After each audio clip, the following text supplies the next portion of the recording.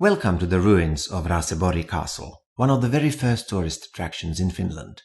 Here, whilst life was harsh for all those who lived and worked in or outside the castle walls, piracy, executions, shipwrecks, sieges, trading, festivities, and court life all flourished.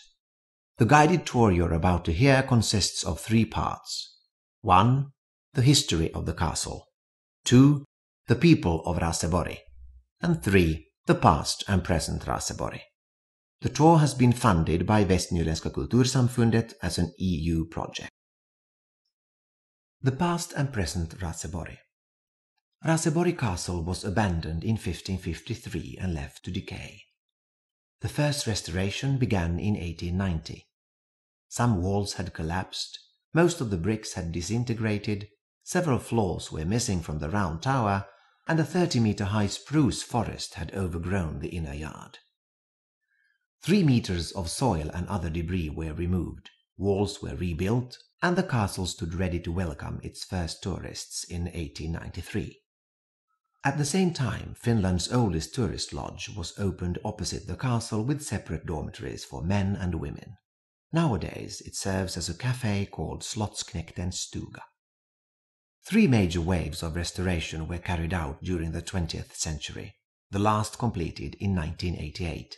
It is impossible to restore the castle to its original condition, as no one knows exactly what it looked like.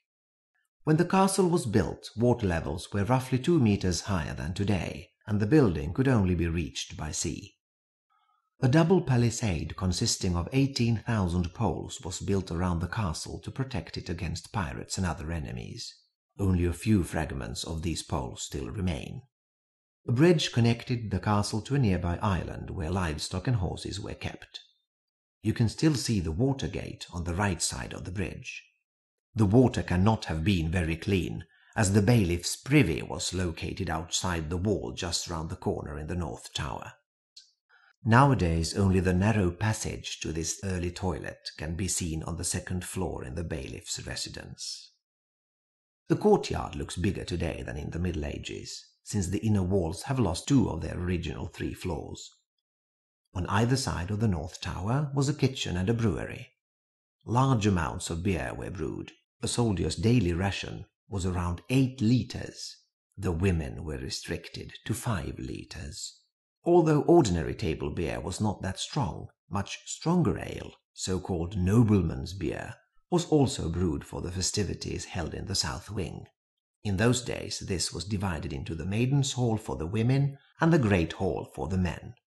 During the 15th century the majestic round tower rose to a full 6 stories. Of these only 3 remain. Entering the dark room on the ground floor, you can see a grating above the cellar below. The chapel occupies the 2nd floor, and what is left of the 3rd floor serves now as an observation platform. There is a beautiful 300-meter-long forest track to Snappertuna Forngård called the Lover's Path. Nearby, you can also visit the wooden church of Snappertuna, built in the late 17th century. Excavations in 2008 revealed evidence of the ancient town of Tuna, a trading post near the castle. A whole range of cultural events takes place during the summer season at Raseborg, including summer theatre performances, concerts, tournaments, and fairs.